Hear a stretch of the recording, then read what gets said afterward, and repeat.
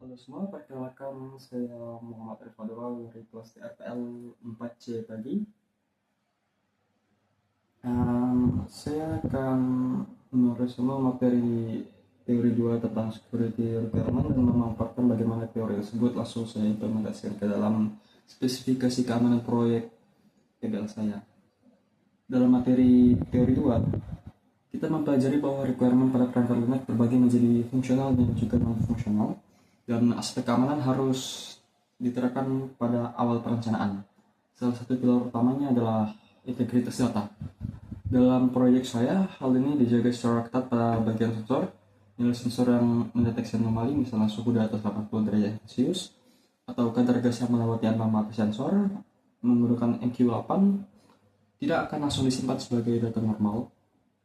Sistem dirancang untuk menandai data tersebut sebagai anomali terlebih dahulu, agar data yang masuk tetap akurat dan juga terpercaya. Lalu, persyaratan keamanan selanjutnya adalah akuntabilitas. Sistem yang aman harus bisa menjawab siapa yang melakukan apa dan juga kapan. Oleh karena itu, saya menerapkan audit trail. Semua aksi pengelola, mulai dari login, logout, hingga pembuatan laporan, semuanya akan dicatat. Bahkan aktivitas IoT seperti kapan iOS dimasukkan ke dalam bin dan kompartemen dibuka juga disimpan secara detail beserta timestampnya. Selain itu, untuk mempertahankan status pengguna yang terautentikasi, kami menggunakan manajemen sesi. Sistem menggunakan token JWT atau JSON Word Token sebagai pengenal sesi pada dashboard.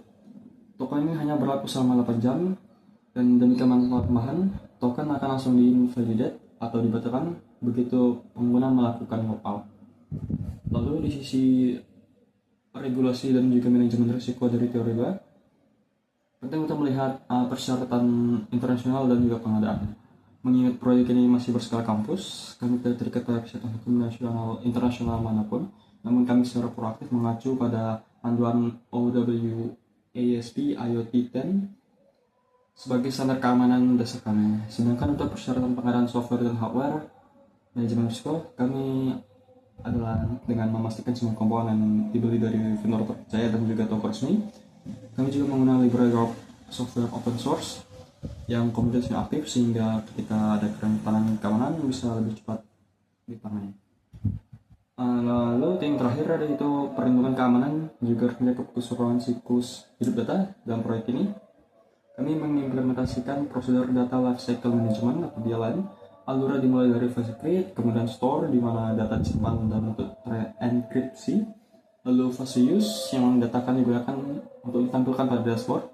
Untuk data historis yang sudah berusia lebih dari 1 tahun, kami melakukan archive dengan memindahkan ke cold storage, dan di tahap akhir yaitu destroy, data-data yang sensitif akan dihapus secara aman ataupun permanen ketika masa reinvestasinya telah habis. Kesimpulannya, perencanaan keamanan tidak bisa dilakukan belakangan, namun harus diterapkan pada awal-awal perencanaan. Seperti yang telah dibahas pada materi teori 2, mitigasi dan security requirement harus diterapkan sejak awal. Sekian resume dan pemaparan dari saya. Bila ada salah kata, mohon maaf. Terima kasih dan sampai jumpa.